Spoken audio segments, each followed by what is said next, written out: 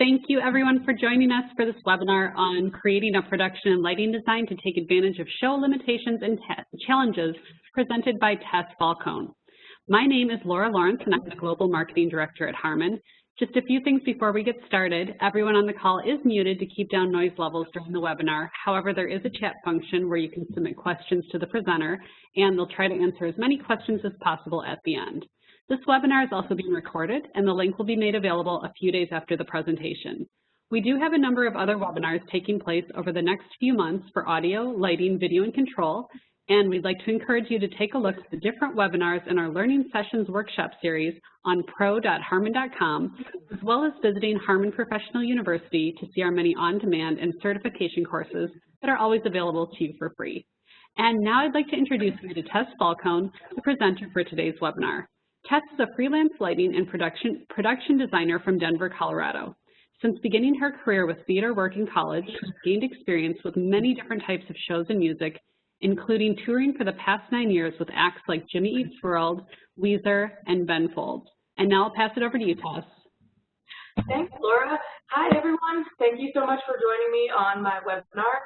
I'd like to start off by giving you a little bit more information about myself. Laura did a great job of starting it off, but I just wanted to give you a little note about how I actually came into the industry. So I did a little bit of theater lighting in college. I was a biology major, and when I graduated, I tried to go into biology for a little bit and decided that that was not for me, but I was also going to a lot of shows at the same time, and I was noticing that I was staring up at the lighting a lot. So I made friends with a touring lighting designer and kept in contact with him over the years, and he helped me to get onto my first tour.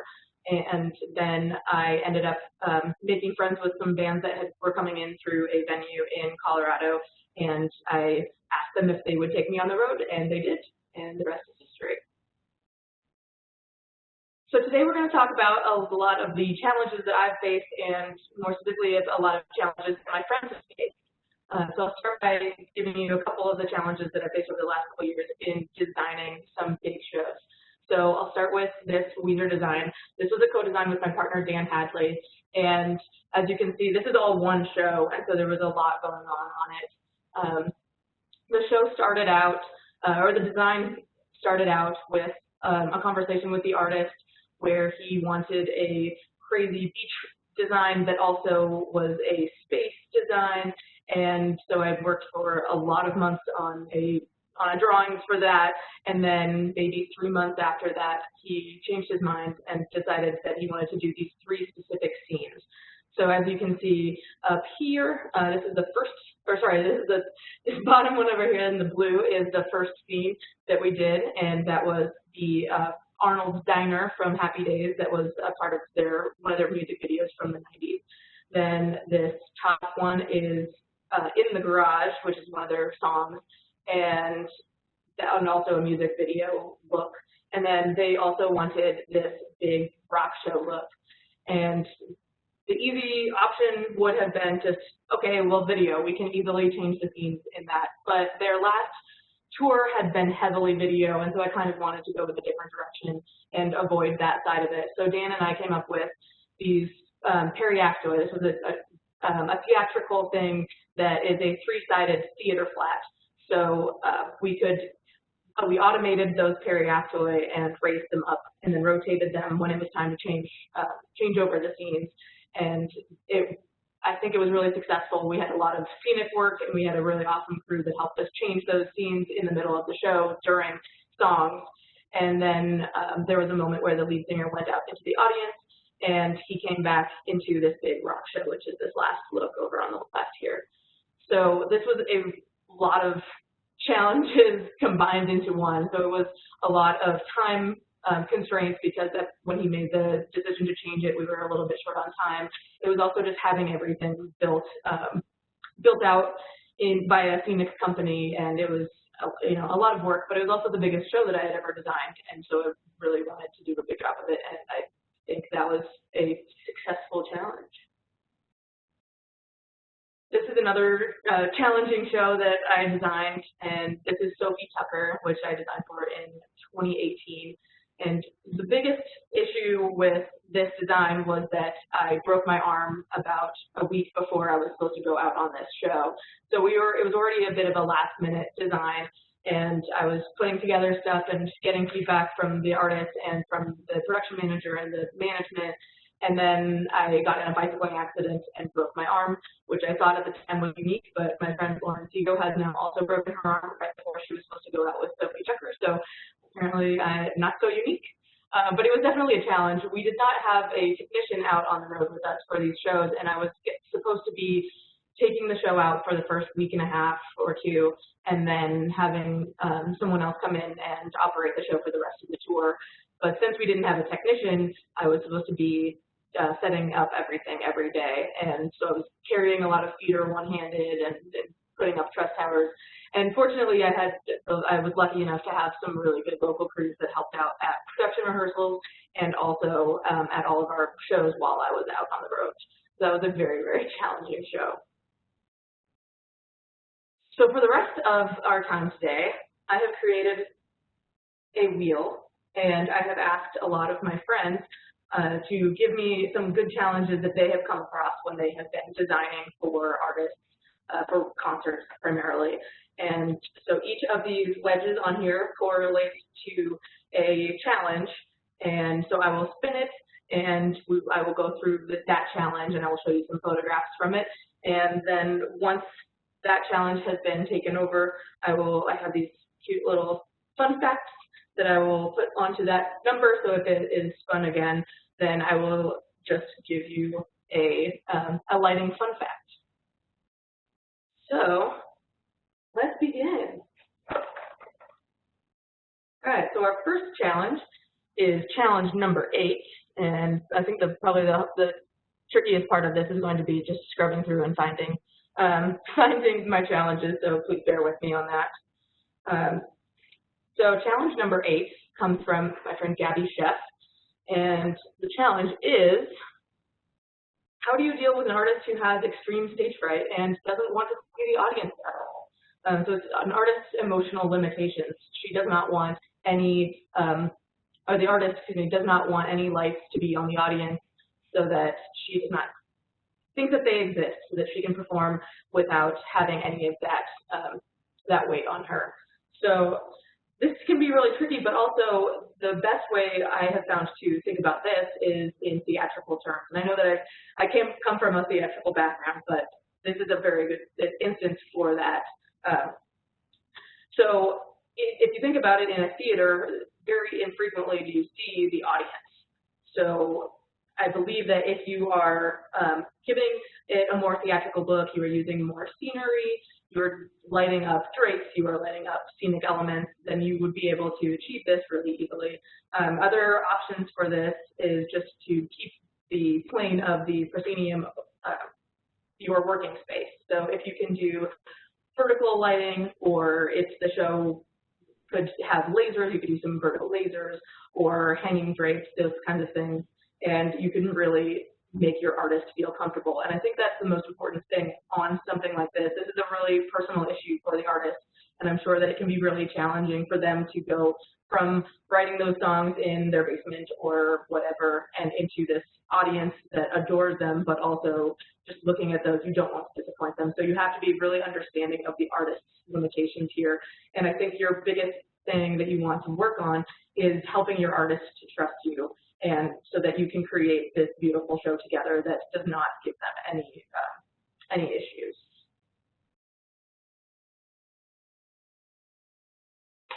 That's challenge number 8. Moving on. Challenge number 10. All right. And let's go to start on this one. So this comes from, I paraphrased a challenge from Ben Marks, and his question is, how do you know where to start when you're learning new software? And this is very pertinent right now because I know a lot of you are out there spending your time working on new software and watching loads of YouTube videos, and I'm doing the same thing. I've been learning After Effects in my spare time, and so I know this very, very well right now. it can be a little bit challenging with programs that are not as well traveled, I'll say. So Vectorworks is sort of a bit of a niche market, and I know that we all work with it, we all love it, and we all hate it. We'll love to hate it, but it is a bit of a niche market in the fact that it is not as widely used as Adobe. So Adobe, you can find a million tutorials on the internet for those specific things, but with Vectorworks it can be a little bit more challenging. So one of the things that I have found is really important is to start with the basics tutorials that the program gives you, because a lot of the time they do understand that you don't know where to start and you have no idea where to begin. And so if you do the basics tutorial, that'll at least give you an idea of the program's workflow, and then you can move on to some projects that you need to do. So I personally had started out learning Vectorworks on my own by creating projects or lighting plots for some venues that I had worked in town. So I already knew what it was supposed to look like, but I had to work on the tools and figuring out where they actually, where they fit in and how to make what I knew that I wanted to do actually happen on paper. So it's really important to keep things achievable. And so if you're creating small projects, that will make it so that you actually feel like you can achieve those goals and then move on to something more challenging. So a good example from my world is this drawing that was the very first plot that I ever made for the band user when I was working for them.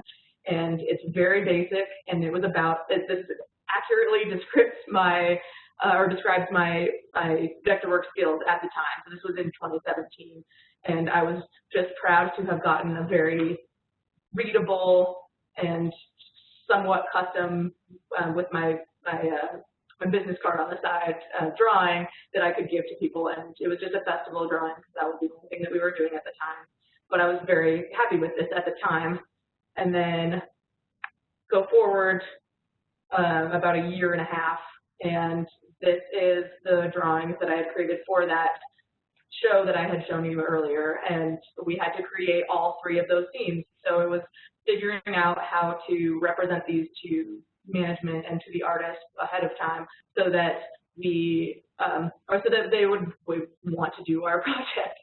And it was a lot of figuring out how to make things move and how to make things rotate. So how do you want to create those periactoids? Do you just want to have a plane that has all of that scenic on it, or do you actually make them spin in place?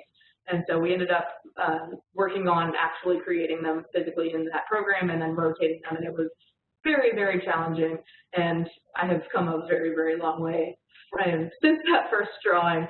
But I also, one of the main things that I do with new software is I make good friends with people who do know the software already. And so I think that when you are learning a new program, it can be really daunting. But if you have someone who is learning the program at the same time, you can talk to each other about those things that you've learned. And as much as it is like taking from that other person and whatever they learned, it can be really fun to explain to them also, oh my gosh, I just found this one thing that completely changes your workflow, and then they get excited about it and they've learned something now too. So that is big friends, be nice to people. We are all here for the greater good.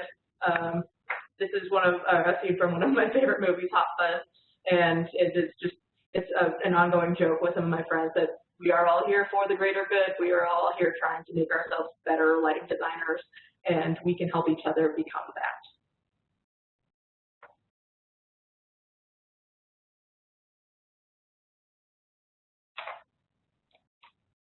All right, moving on.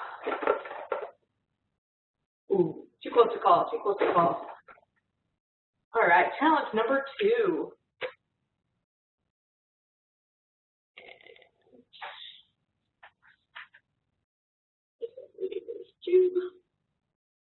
All right, so challenge number 2 is a very common challenge that we've all come across if you've done rock shows, and that is stage size. So this comes from Megan Metcalf, who was doing a tour that started out as an arena support tour and then moved into a headlining club tour and then moved into festival shows and smaller rigs and all of these changes. And she knew this coming in, which was helpful. but it can be very challenging to scale your project. So something that it can be very useful in this is to do your homework, and I'm probably going to say this a lot on this webinar, but do your homework. If you can look at all of the venues that you're going to have on the tour and find the smallest one and the largest one and see what you were going to do for those two shows, then you can kind of average out everything else that you're going to do for the rest of the tour. So these pictures that I have up on screen right now are from Jimmy Eat World, and this was a design that my partner and I did in 2019, last summer, for an outdoor amphitheater show. And we initially had thought that it was a co-headliner, so we would have the full stage, but we found out later that it was actually a direct support slot, and so we had about 14 space of depth for our show to come in, and so we had a very quick changeover, and we had to deal with all of those things on their own. But we also needed to use our space the best, and we ended up. One of the other things, there are other challenges with this show was that almost the entire overhead rig was behind our backdrop for the headlining band, and so we had to figure out a way to utilize some of that, and while having a fully contained show with our own gear.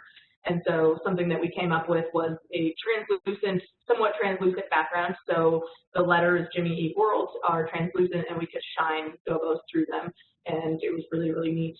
But we moved this show over in the fall over to smaller clubs, and it was my task to scale it back down without having to completely reprogram the show. So we used the same fixture types, but had to make it shrinkable. So something that we found was really, really helpful in our design, but also I found in the scaling of our show was Steptrons are amazing for this, because you can, the video maps do not care where your video is. They don't care where your Steptrons are. They don't care how well they're spaced. They will still create that. And so since the Steptrons were such a heavy portion of our summer show, I didn't want to completely lose that programming, because it was a large portion of my programming as well. So we figured out that I could use those on horizontal pipes instead, so that I could move those Steptrons in tighter if I needed to, or we actually brought up vertical pipes as well. So for the one small show that we ended up doing, I put the Steptrons horizontally on the pipes, and I still had the video element, but I didn't have that much space with the stage, so it was helpful. This is one of the harder days on that same tour that we had, but you can still see I was able to still use about 2/3 of the lighting rig, including that video element, and it was a terrible day. We had the monitor world was right next to the band, all of the backline was right next to them, and there was a staircase upstage right, there was a ramp down upstage left, so it was very, very tight squeeze, but I ended up making that fit with that same design, and it still worked out pretty nicely. So important things with that is to make sure that you have done that homework and seen all of your venues, but also do the prep work with that in mind. So when you're building cable looms and that kind of a thing, make sure that you can reach your largest venue, but also your smallest venue as well. The exact opposite can be true also with festivals. It can be really challenging if you're going from a headlining club tour to a festival stage that is giant. A lot of the time your band is not going to want to take up that space with themselves, because they don't feel as tight-knit as a band. They don't feel each other's vibe on stage. So it can be up to the designer to figure out how to make the stage actually filled so it doesn't look like big stage, big. So something that you can do is, if it's easier, of course, if you're headlining the show, so that you can ask the vendors for the festival to bring in fixtures that are similar to your own rig that you are carrying, so that you can clone over things pretty easily. But also, if there's a budget to bring in a few more floor fixtures to fill in that space, you can try to multiply those fixtures that you have on the floor, so that you don't actually have to do more programming for those. You can just clone in that same thing, and it can be really, really helpful for filling that space, and it can make you look like you have a much larger show than you originally had. Yeah.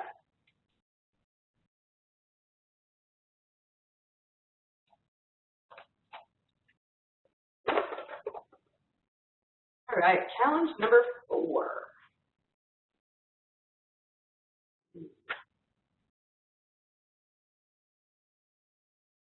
Color limitations from the artist. So a lot of us have worked with bands who hate the color white on them.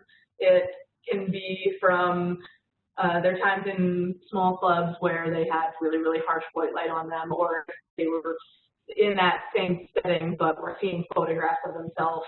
They were seeing those lights, they just hate it, and they refuse to let their first designers use the color white. And that can be really, really challenging if you are used to using that color to do, accents and pops and things like that.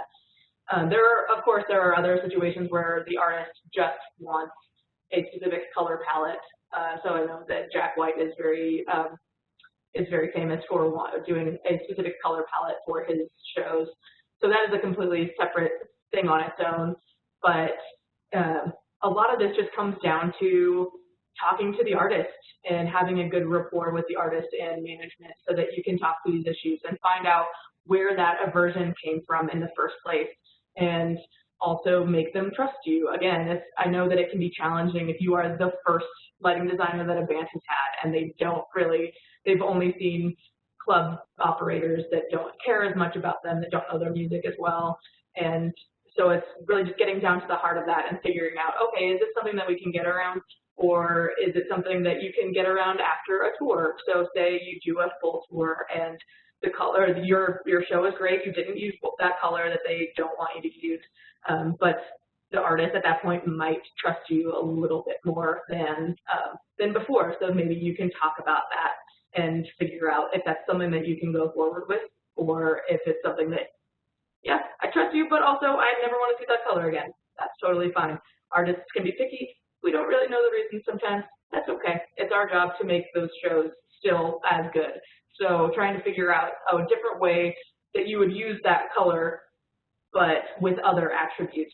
So something that I frequently like to do is a gobo pop. So from a gobo, out of a gobo, so that you have a heavier intensity going on, or from one gobo to another so that you have a very visible change, can be really effective in that kind of a situation.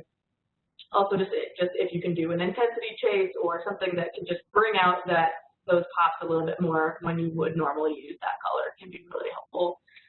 One of my favorite stories about having a color limitation is when I was working for Ben Folds a few years ago. We did a show with a symphony, and for those of you who have not dealt with a symphony at any point, it is so challenging and it is so fun because the symphony is not used to having lights at all. They are used to a very static scene. They are used to warm white lights. They can see their music. That they are the target for that. They are the only thing the focal point for that show. They do not care about lighting at all. And so when you come in as a designer into that setting, it can be really challenging. And this specific one had a really, really nice lighting rig in it. And so I was playing with it. I always like to be really cognizant of the symphony members so that they don't think that I don't care about them. And I want them to have a good show as well. But I also, I know that they have dealt with this in the past a little bit, and they have stand lights and things that can help them through those shows. So about halfway through the day, I had one of the venue people come up to me and say, well, the bassoon player can't see his music if you're using magenta. Magenta? Just magenta? That's what he said. Okay. What about red? Not sure. Let me ask him. So she leaves. She comes back. She says, he doesn't really like red either. So what can you do about that?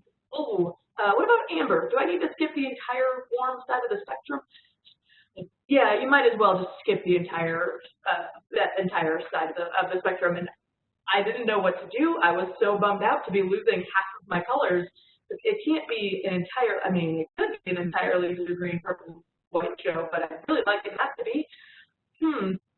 What are we going to do? And so we looked up into, my crew and I looked up into the ceiling, and there were a handful of Lecos that we had not yet used.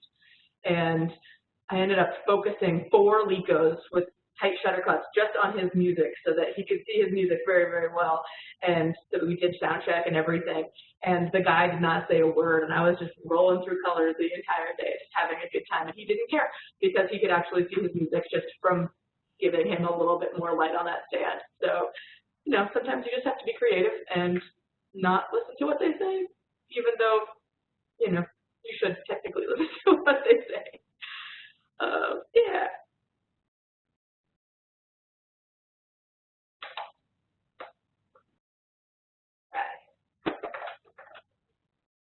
All right, lighting fun facts. Woo! Okay, so first lighting fun fact of the day.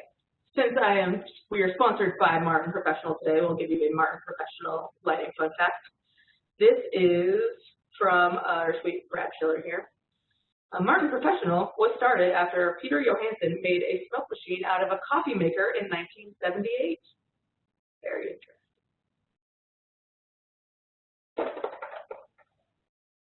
All right, challenge number 3. This is one of my favorite ones.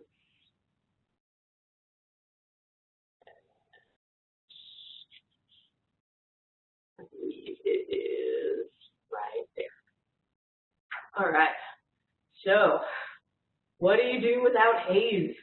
I know a lot of us are used to having haze for all of our shows forever, and it can make things so nice and so beautiful.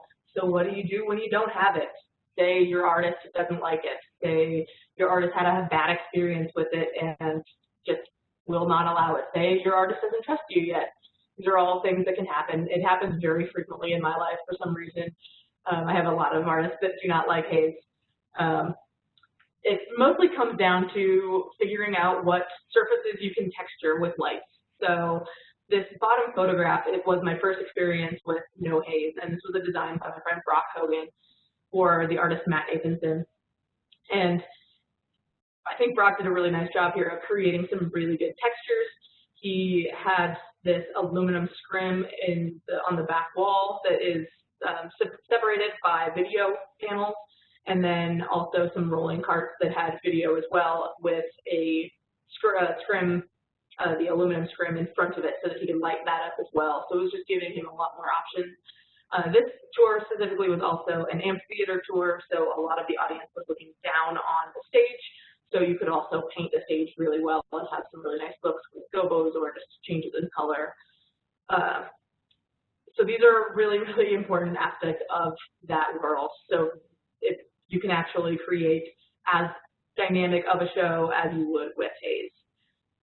One of the other things that he had done in that show was to select fixtures that have different faces on them. So whether it was LED washes or the psych lights, you could have some lights that looked out into the audience so that the audience could see fun little chases over the pixels or stuff like that. The important thing to remember when you're doing a lot of that and trying to have the lights facing out into the audience is that they will easily get fatigued of staring into lights all day, especially LEDs that can be really piercing into their eyeballs. So you have to be really cognizant of that when you are doing a show like that. This top photograph is from a Ben Folds show, a different one that we did with the symphony, and this shows up one of my favorite things that I do with Ben. And I know that this is nothing revolutionary, but I love using a cyclorama for Ben's shows. A lot of the time, his aversion to haze is more based on the fact that it's just him and a piano for most of his shows, and he doesn't want a big rock show. He doesn't want to have plumes of smoke coming out. He doesn't want big movements. He wants it to be more contained. And so having a cyclorama in the back with colors on it can be really, really helpful for still creating a big show, but sort of in a more classy way, like a classical pianist.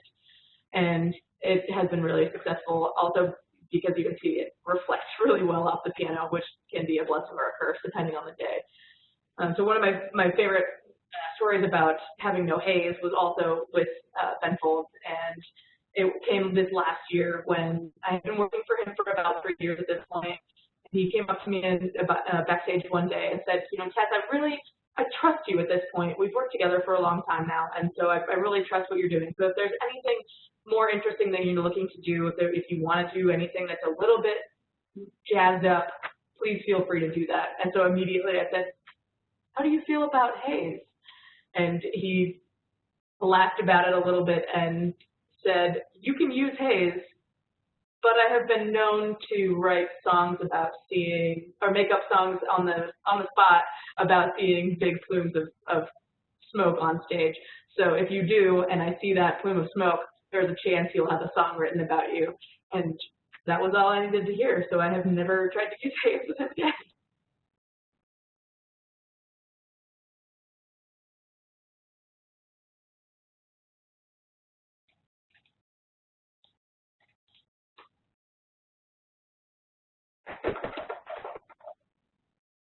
All right, challenge number 7.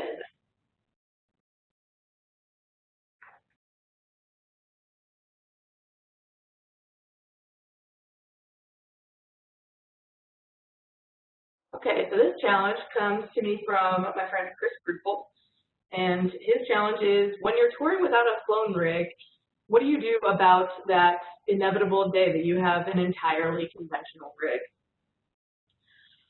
So there are a lot of different scenarios here that you could deal with, and the first one that I'd like to talk about is if you are carrying a ground-supported lighting rig on your tour for yourself. So a lot of the time, if that is the case, I personally really like to have a self-contained show in that floor package so that if I have those days, I don't have to rely too heavily on those par cans. And then I know that when I do have those days, I can either, if I have the time, I can build them into cues, or I can busk that part of it and still run the rest of my show cue to cue, which can be really helpful. But like we did on those Ben Folds tours, we didn't carry any lighting, and so it was really important for me to actually spend the time, take the time to create a lighting plot that had all of the circuiting and all of the colors for those shows. And I will say that I'm a little bit on the younger side, and so I did not spend a lot of time in my earlier years of lighting working with fully conventional rigs, and so it's a bit new to me to try different things. In the past, I would always do, very symmetrical focuses and colors and everything like that, and circuiting. And so this year I actually branched out a little bit and tried doing some asymmetrical circuiting, so you can see I did a few different colors here and there so that I could, just try to do something different, because it was, a lot of those days are going to be boring in the sense of a light show. They're not going to be as fun for us, but I decided to make it as fun as I possibly could and give myself a little bit of a challenge. But on these days, one of the things that I have found is really, really helpful is having a focus sheet. So I have a handwritten focus sheet that tells me where all of my positions are for all of these lights, and probably not for every single 120 of these par cans, but at least for all of the LECO positions, and which was really helpful for this tour because it was 2 separate bands that were co-headlining, so they each had to have an equally cool light show, even though they were using the exact same gear. So that was a big challenge as well, but it made the days a lot quicker if I knew where those focuses were, so I didn't have to keep my riggers or my electricians in the air longer than they needed to, because a lot of these are summer tours, they're hot, those people don't want to be up there sweating on you for the entire morning or afternoon or whatever. Something else that I spent a lot of time doing on these days was bounce focusing, so bringing the rig in and focusing everything as best as I could, so then that rigger or that climber could just and go through the entire thing in a pretty quick amount of time. So those notes were really, really important.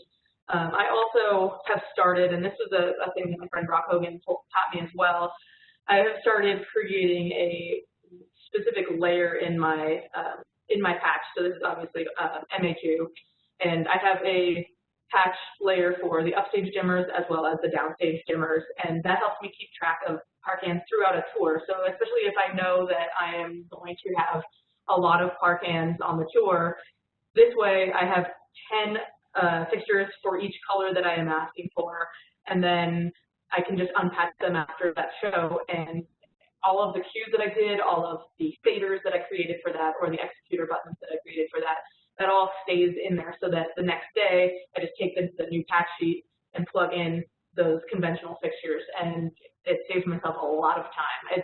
Initially it takes a minute to set up, and especially if you're putting those into your cue to cue show, but eventually it saves you a lot of time.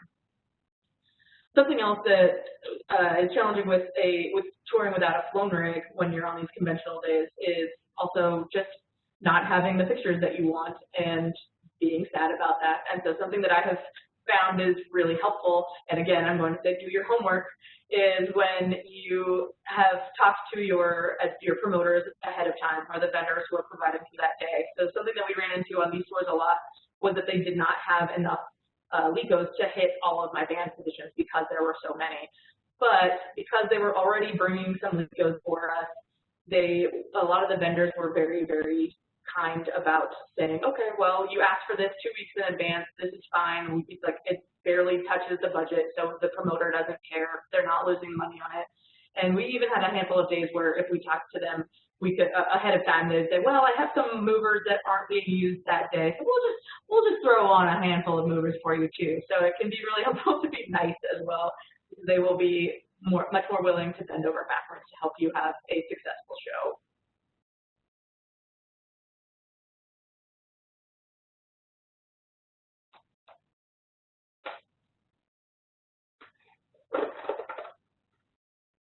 Right, lighting fun fact. Lighting fun fact number 2. Did you know that the term LECO comes from LECO light, which was named after Joseph Levy and Edward Cook, the founders of Century Lighting, which later became Strand Lighting.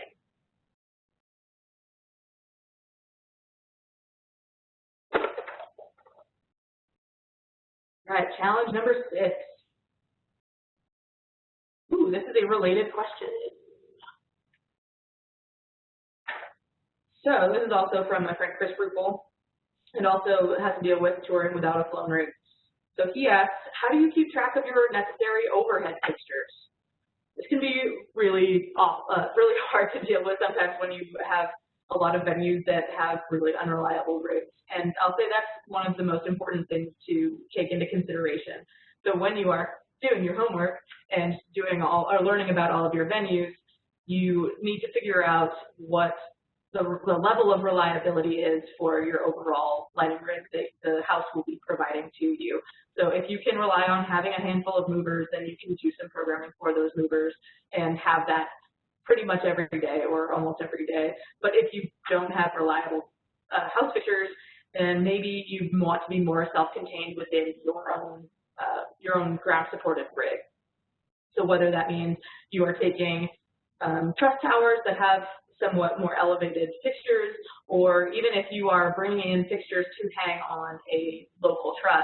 This is actually something that is a really easy thing to do that a lot of the clubs will be very willing to help with, is if you don't have that structure, then you can just say, okay, ahead of time, when you're doing your homework, when you're talking to your venues, you can say, I have 4 fixtures that I want to hang on your upstage truss, or I have 6 fixtures on the downstage that I need just to fill in a little bit here and there, and you have all of the power built into your own system, you have looms already built.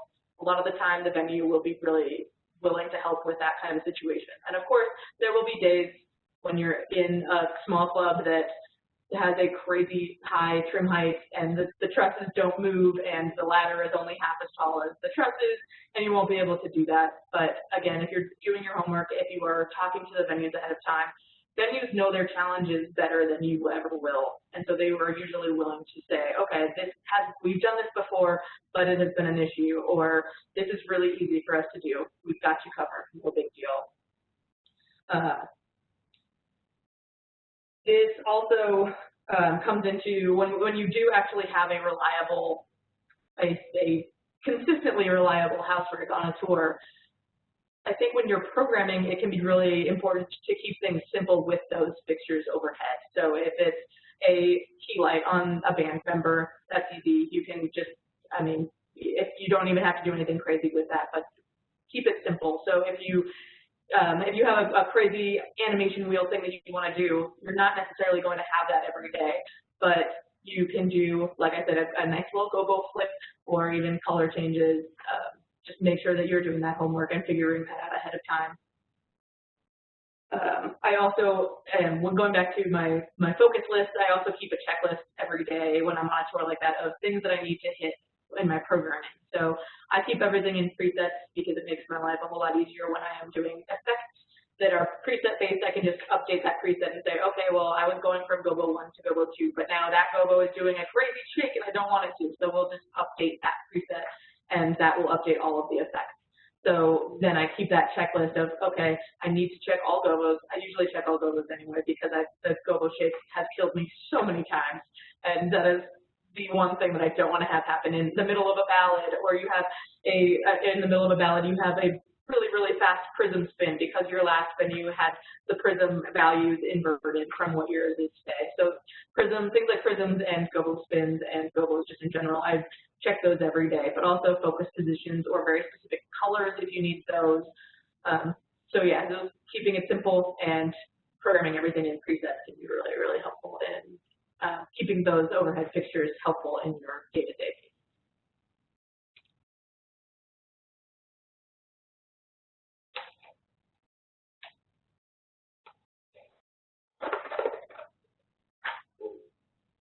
All right, challenge number 12.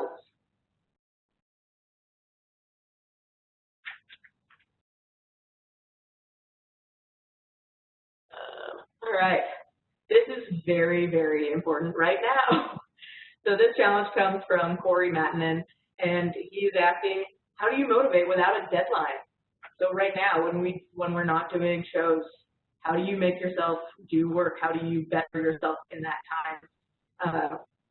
It can be really, really difficult when you don't have someone breathing down your neck saying, we need this by Friday. So I have found it really helpful to internalize those goals that you normally would be given from someone else. So making personal goals that are actually achievable. So I have a checklist every day for things that I want to take care of every day. So it's, things like getting outside, but also learning something. And one of those things is just either learning something or working on a project that has to do with my job. So it's also self-affirming because it reminds me that I am pretty good at my job and I love my job and that I want to keep doing it when this is all over.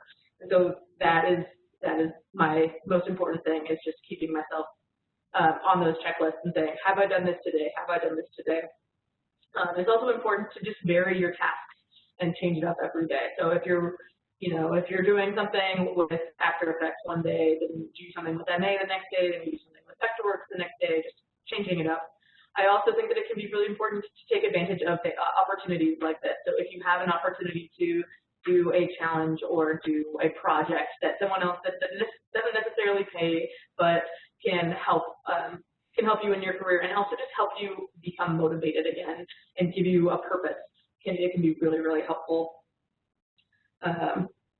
One of the things that I have done on this and kept myself motivated by doing is it can be hard to have a creative outlet on something like this, and because I normally have that creative outlet of just throwing colors and lights, I don't have that right now, and so I have been creating art. So obviously I made this cute little wheel, but I also made this fun little thread wall behind me that is a copycat of an artist named Gabriel Daw. So things like that can help just at least give you an outlet for your creativity.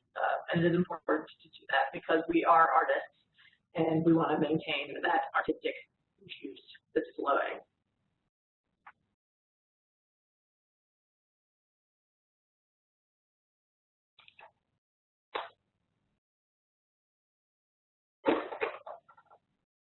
All right, fun fact. Fun fact number 3. Did you know? So if you've heard the term SMPTE before when you're talking about time code, SMPTE actually stands for the Society of Motion Picture and Television Engineers. So film and TV are responsible for the time code that we use today, which it used to be, earlier on in the last century, it used to be handwritten numbers on reels that were then lined up and then cut in between and then put together. But over the years, they created different kinds of time codes to help line up audio with video, and that is what and it has now transferred over into our world.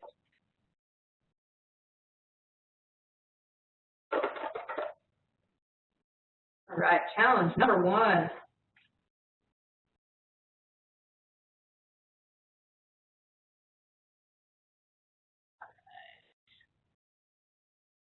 This challenge number one is also a very, very common challenge that we have all dealt with, every design forever has dealt with, and that's just budget.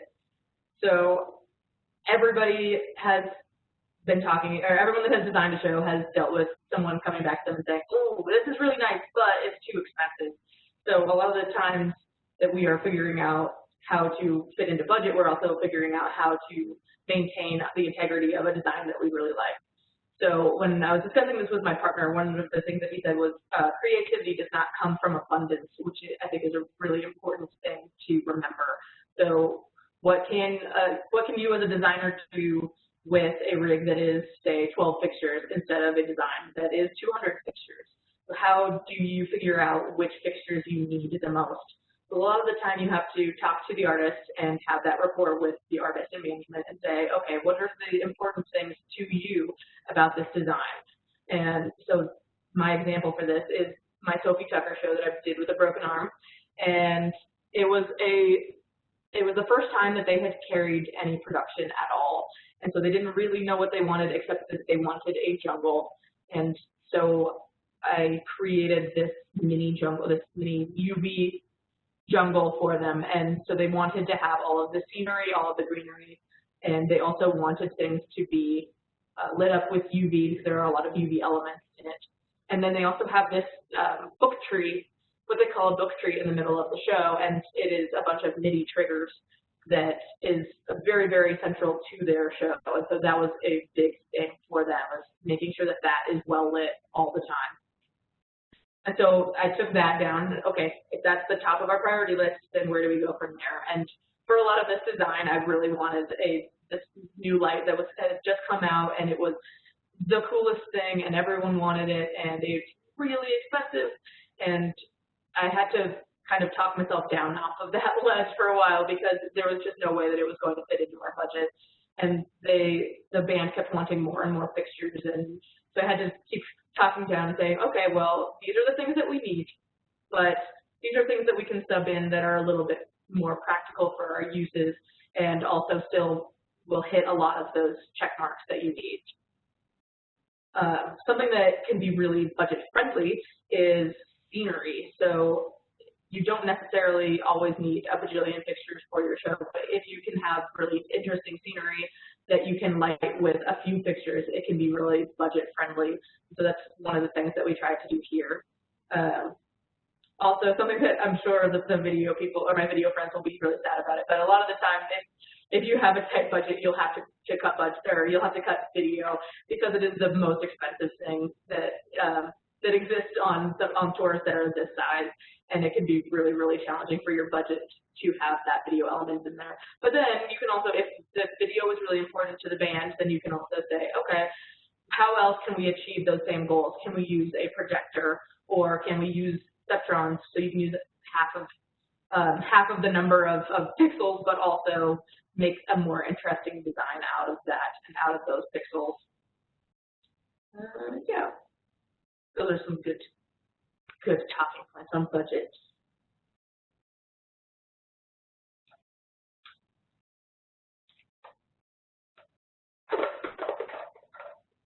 All right, fun fact. Exciting fun fact. All right. I'm going to do my favorite one because I love it a lot. So, did you know that the size of theatrical gel sheets, so filter sheets, are the size of a standard baker's sheet? Because originally when they were made from gelatin, they were actually cast using baker's sheets.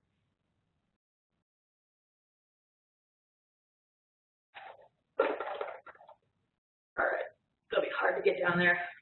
All right, lighting fun facts.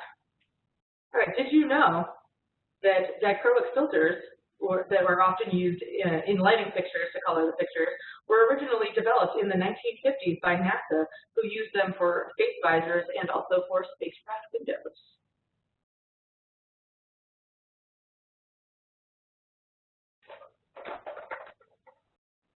One more fun fact. Oh my gosh, I might have to cheat a little bit and move to one of the last couple challenges that we have. Ooh, this is an interesting one. So did you know that you get purple spots in front of your eyes after a bright flash of light because of the interaction of vitamin B and rhodopsin, which is a biological pigment found in the rods of your retinas. Rhodopsin is very sensitive to light, and so it helps you in lower light situations.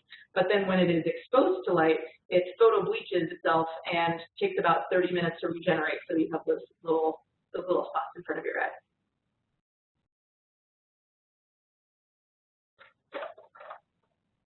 All right, I'm just going to cheat. I'm going to say that that's nice. We're close enough. All right. Challenge number 9.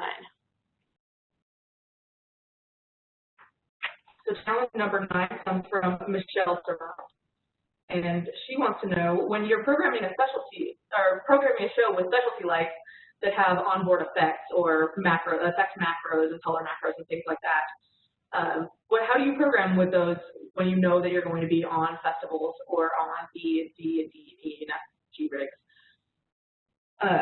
So this picture is from the Jimmy Eat World show, the first Jimmy Eat World tour that I did, and I had taken over actually Michelle's show with Sarah Landau that they had designed and programmed, and it had a bunch of these linear fixtures, but the show had been a bit cannibalized over the years. It had started out with a bunch more a video element and a bunch of other things, and so by this point it was just down to a handful of fixtures. And so I was taking the show file from them, and it had a handful of these linear fixtures with a bunch of those onboard effects. And it was really challenging to go into other festivals and shows that was a big portion of the programming in those shows, but you can't rely on other fixtures to have similar effects. You can't rely on having these types of fixtures in festivals all the time anyway. And all of you who have programmed a show using something that has those onboard effects, you know that a lot of those fixtures don't have any semblance of the same kinds of setup in their profiles, and so it can be really hard to line up which effects do what and how they are controlled. So personally, I've tried not to use onboard effects at all in my programming. I know that a lot of the time, if you have a lot or a very small amount of programming time, it can be very beneficial to creating some cool looks. But I personally would actually create a more simple show to start the tour, and then once everything gets going, I would do more interesting things with full control of those pixels, because that is important to me. And I think that it can be a lot simpler to clone off of single pixels, because you could clone a single pixel over to a completely different picture and still maintain somewhat of the programming. But if you have those onboard effects, you might just be completely missing those options in general. I know that sometimes you're also going to be faced with a lack of universes or DMX capabilities, and so I try also to make that a non-issue in my tours. So if you can network and you know you have all of those universes, then you can have full control over all of your pixels, and you will be a happier camper when you have to go into those days where you are on a festival or you have a third of your rig and it's a fly date, so if someone else was providing it, and it makes it a lot easier to deal with that. How are we doing on time, guys? Are we okay? Hey, Tess, it's Brad. You're just about where you wanted to be at the 10 minutes still. We've got a couple of questions getting ready, so maybe you can cover the next two. You want to cover the next two, or you want to jump into the questions? Let's go into questions. I like questions. I want to leave a little bit of time for questions. Okay. We'll all wonder then what the other two were. I know, we'll all wonder. All right, the first question is asking, what are some ways to get an artist you've just started working with to trust you? Oh, good question. I think a lot of it has to do with knowing what you're talking about. So if you have done, again, doing your homework and learning about the artist, learning what their vibe is like, learning what they have done in the past so that you know, as Rob Koenig was talking about this the other day, was learning what they've done in the past so that you know you're not going to repeat it, but also knowing where they're coming from a budgetary standpoint, knowing where they can be on a budgetary standpoint, so knowing how much fixtures cost or how much shows cost or how much scenic cost, things like that can be really, really helpful in getting that artist to trust you pretty quickly. Okay, next question is asking, what's the best way to define the budget? By offering a lighting design with a price, or asking budget limit and then planning a show for this money? So most shows will offer you, or will tell you the budget that they are looking to spend for the tour. So it definitely starts from their end. And I know some management is tricky and they say, oh, we don't really know where we are in budget, and then you create something beautiful that costs way too much money, and they come back and say, oh, that's too expensive, let's cut half of it. But usually it does come from that management and that artist, and then you have to work within those limitations. And sometimes you are going to have to deal with losing some elements of your show. If you have to understand that from a design standpoint, your designs are not always going to be realized, or realized at all, or realized to their full potential. And so you have to be not defensive about that and just be ready, like maybe with a plan B that might be a little bit cheaper, or with something that can help you get from where you start on that budget to down to where they want to be. Okay, the next question is asking, what are some essential software programs that you suggest to learn beyond drafting plots? The ones that drafting plots is very important for sure, and Vectorworks is a very good program to know, or the other ones with UA and all the other programs. But I also think that learning a 3D program can be really helpful, especially you'll see on a lot of the larger tours, the people who are pitching those designs to those artists, a lot of the time they are completely creating this 3D environment so that the art, and even on some of them, they are creating a virtual reality environment for that artist so that the artist can come in and look at their show from any seat in the house. And so it can be helpful to learn 3D programs as well. So I have spent some time recently on MA3D, which is free and easy to use. But also I've heard good things about Capture and Vision as well. And it's all about creating something that expresses your designs and your dreams for their show. So I definitely recommend those. I've been learning After Effects just from a video standpoint, and I think partially it's just very fun and interesting because it's a different side of things, but it also can be very helpful for creating video content. So those are some things that I have found that are helpful in my world. Okay, next question is asking, what color were you disappointed to give up in a show when an artist requested you not use it, and what did you replace it with? Ooh. I mean, white is definitely the hardest one that I've come across. Most of the artists I've been fortunate enough to not have to deal with color limitations. I wanted a show that the artist, I was a venue lighting director, and the artist came in and said, there is no way that you can use blue in any of your lights. It is very, very important. It is a matter of life and death that you do not use any blue in your show.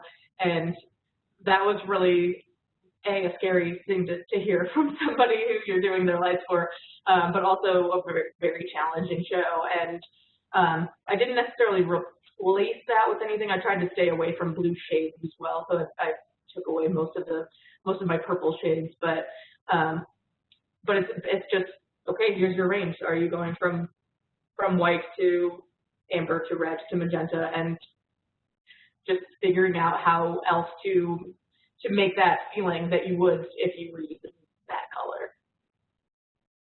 Okay, next question is asking, apart from other lighting designs, what inspires you as a designer? Ooh, I love art. As you can see, I love art a lot, and I go to a lot of art museums on days off. It is one of my favorite things to do, and I have found that can be really, really inspiring as well.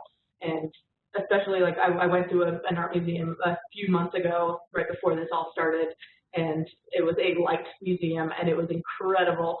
And some of the things that I saw there were things that I really, really wanted to just take straight into designs and start working with immediately.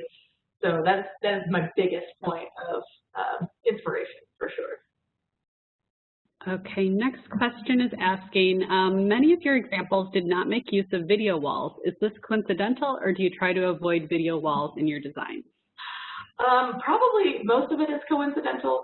I don't have as much of a video background as I would probably like to, but it also probably has a lot to do with the fact that I am from a theatrical background farm, and I really like soft goods, and I really like playing with scenic elements. So I would absolutely be interested in putting more video into my designs, but I do think that putting video into a design needs to be more creative than just having a video wall. So I prefer to use things like Ceptrons and to create those kinds of looks, because I think it is much more interesting to look at. Okay, next question. If you can say, what is the smallest and largest budget you've worked with for your design? It's a tricky question, because it depends on what the band wants to spend per week on gear, as well as what they want to spend on designs. I mean, I have definitely, some of these shows have been, they want to spend $1,000 a week on gear, which is pretty minimal for lighting gear. But I have been lucky enough to not actually have to have a conversation of budget once in my life, and it was amazing. It was just, here, create this show that we want and do whatever you need to, and they didn't come back and say it was too expensive. And I know that this is a unicorn in the industry, because it had never happened, but that was definitely obviously the biggest budget was, you have no budget. All right, so we have a question, and he wanted to mention that this is from Jeremy Scanlon. Where was your favorite venue or location you set up? Ooh, I have a lot of favorite venues, and mostly it's just, my favorite venues are a lot of the old theaters that I get to tour in the United States. So one of the cooler things about working with Ben Folds is that he frequently is doing these amazing theaters that have been renovated and are just gorgeous. And I also did a tour with So You Think You Can Dance a couple of years ago, and it was the same thing. It's just beautiful theaters every single day.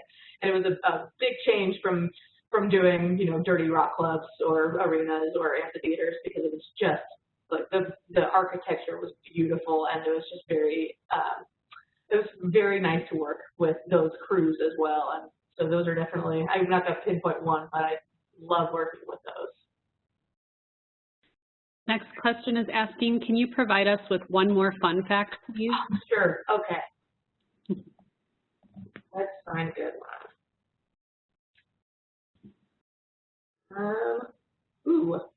Did you know that the term limelight comes from the 1830s, when lighting fixtures used a small block of calcium oxide, which was also known as quicklime, placed in front of a reflector and heated up, and it became incandescent from that point. Okay, it looks like that's it for questions. So I wanted to thank you so much, Tess, for presenting. This was a super unique way of doing this webinar. I loved it. It was really fun. And I wanted to thank everyone who attended. Before we sign off, I wanted to quickly share 3 links with all of you in the chat box. These are links that people frequently ask for, so I'm just going to go ahead and share them with you now. The first one is going to be a link to our Harmon Professional University. So that is going to give you access to all of our upcoming certifications. We've got thousands of hours of curriculum on there and additional content. So there's a registration page in there for you to sign up to get access. And then the second link is to our playlist on YouTube, where all of these webinars go after we record them. So this one that you were on today, you can go back and watch it if you go out to that link. And then the third link I sent you is to our full calendar of upcoming webinars.